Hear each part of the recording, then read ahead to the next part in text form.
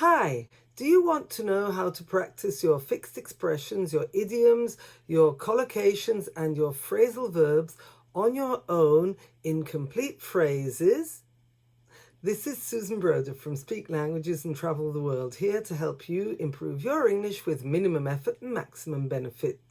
So I'm always telling my students that the most important thing is to learn language in phrases, in sentences.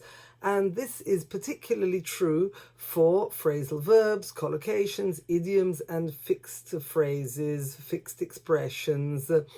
It's no point learning them without actually putting them into a context. All these lists that people are always given to memorize, it just makes no sense. You need to learn the language in sentences, in phrases, in context.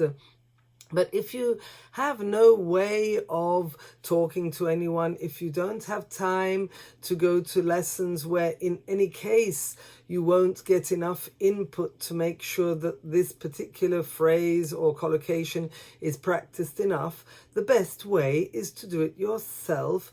But if you want to be sure that you're actually doing it correctly, you need to find original input, original context.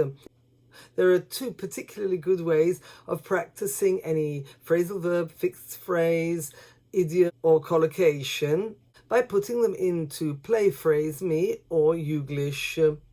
So today I want to actually show you what happens when you do this. When you take something you want to practice, such as a fixed expression or a phrasal verb, take the expression you're interested in and literally type it into play phrase me. Play phrase me will then give you a list of sentences which are connected to film clips. Johnny, why won't you change your mind? A citizen.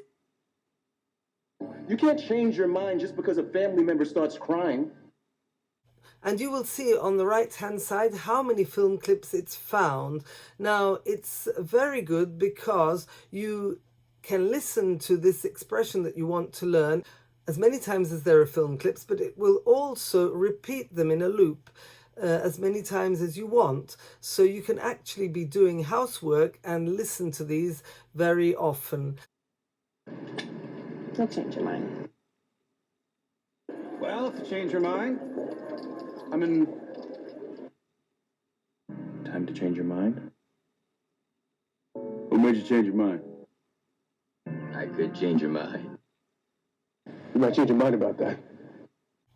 However, sometimes you may not find the phrase you're looking for because the vocabulary bank of play phrase me is not exhaustive. In this case, you then have to move on to Youglish. By the time we enter this work world, and we're breadwinners, we enter. I'll later explain the advantages and disadvantages of the two websites. But what I recommend you do, apart from listening to them many times, is stopping it, particularly in play phrase me, and copying down the 3, 4, 5 sentences that are more meaningful to you. Copy them down onto a post-it, for example. Change them to make them more meaningful and more personal to you. So putting in your name or your sport or your particular personal context, and put this post-it either on your mirror where you're brushing your teeth, and you can also revise them whilst you're in the shower, or on your dashboard to look at before you leave, not whilst you're driving, so that you can then repeat them to yourself. And all these are ways of making them stick in your mind, but they'll stick in your mind in correct sentences, in a meaningful context for you. And so if you do that for about a week, they'll become second nature. If you don't find any or sufficient sentences in Play Phrase Me, then you can move on to Youglish, which is similar and has other advantages, such as not only giving you the sentence in the context you need in a clip, but if you scroll down, it'll also give you exercises you can do to practice. It'll also give you synonyms, and it'll give you a lot of other materials to help you memorize this particular expression. It will also give you many more film clips because its bank, the vocabulary bank, is much more extensive than the Play Phrase Me one. However, as I said, Youglish has advantages and disadvantages over Play Phrase Me. Now, the difference between Youglish and Play Phrase Me is that Play Phrase Me has various short clips which are repeated one after the other, but as soon as the sentence that you're interested in or the expression that you're interested in has been said, it automatically goes on to the next clip. So I like that a lot because you don't need to worry about it, and if there are 21 clips, it will immediately play each clip one after the other, and then at the end you can actually restart it. It just goes on in a loop automatically until you stop it. So that's something very good for practicing because it's repetitive. The problem is that it doesn't always have a lot of clips, or sometimes it doesn't have any clip with the expression you're looking for. So in contrast, Youglish, as you can see here, has, first of all, you can have all different accents, or you can just choose American, British or Australian accents. So I usually prefer all accents. And then you type in the expression you're interested in and you have much more choice. So the expression that I wanted to do this time was by the time. You press say it, and it will just say one clip at a time. It'll give you the sentence one at a time. It'll highlight it in yellow, but the problem is that if you don't block it, it will just continue the same clip on and on. So this is a TED Talk, and you can hear the whole rest of the TED Talk, which is not the point. So here you can see the phrases highlighted. By the time I was a teenager, I was sending. By the time is the expression I'm interested in. But as you can see here above, there are 18,121 clips with this expression. Now, take a look at what happens when I put an expression that I want you to practice into Play Phrase Me. See if I can change your mind. Did you just change your mind? What made you change your mind? Maybe you'll change your mind. As you can see, the sentences are repeated in different contexts. And the nicest thing is that as soon as this little piece is finished, it will automatically go on to the next clip and automatically go on to the clip after. So I find that's particularly useful, and I like that a lot. Okay, well, I'll be in exam room 1 if you change your mind. I do have something that'll make you change your mind.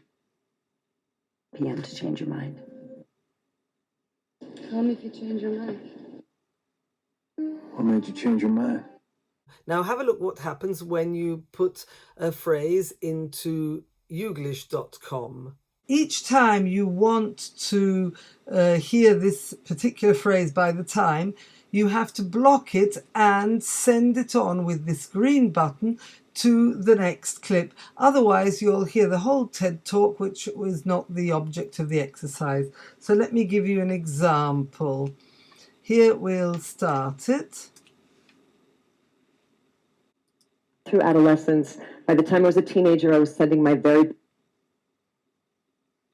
And you see, I have to send it on. But by the time child number 7 came along, we had nearly run out of middle names. And I send it on to the next. HIV, And by the time that I was the age that most people are when they're planning. And so again, I send it on. By the time I got to undergrad at Hampshire College I have to send it on each time myself.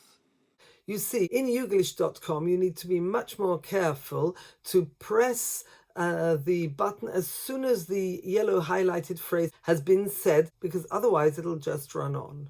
So, as you can see, these are two websites which are highly useful for helping you practice, memorize, and improve all your fixed phrases, idioms, phrasal verbs, and collocations. You need to choose a couple every week, put them into one of these two or both, copy down the phrases which are most interesting for you, personalize them so that they're personalized and they're more meaningful for you, and finally copy them so that you can put them on a post-it somewhere where you'll always be looking at it. Could also be in the kitchen whilst you're cooking or next to your bed so that you repeat them before you go to sleep. But what is important is that you start saying them. So not only reading them from your post-it, but actually saying the various phrases, and if you can, transforming the content, but always using this particular expression that you're trying to learn or trying to practice. So I'm glad I've finally managed to show you physically how it works, because it's what I often recommend for learning English in context, to actually use real context that has different accents and different speeds, so you can learn how to understand it and then copy down sentences which are useful for you to also use it. But if you don't physically speak, it will not be sufficient to just read it and hear it. You must actually produce the language for it to stick in your brain. So that's something that is absolutely fundamental. Use the language, or you'll never be able to make it your own and make it part of your active language. I'll be following up with more videos to help you improve your speaking, which is something very important.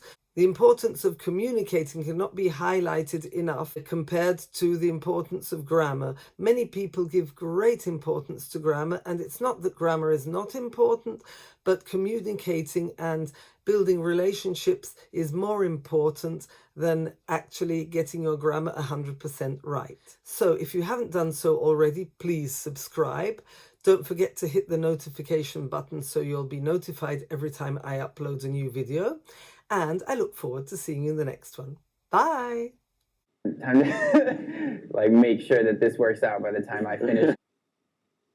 And you don't want to achieve everything by the time you're 60.